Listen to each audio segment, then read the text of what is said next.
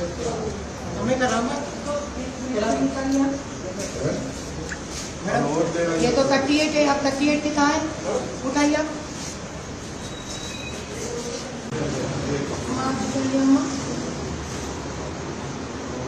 ये कौन है? आप कौन है? आपका दूसरा आधार कार्ड है आपका? हाँ ये चाहिए। पहले बनाई से कितने साल पहले बना था ये?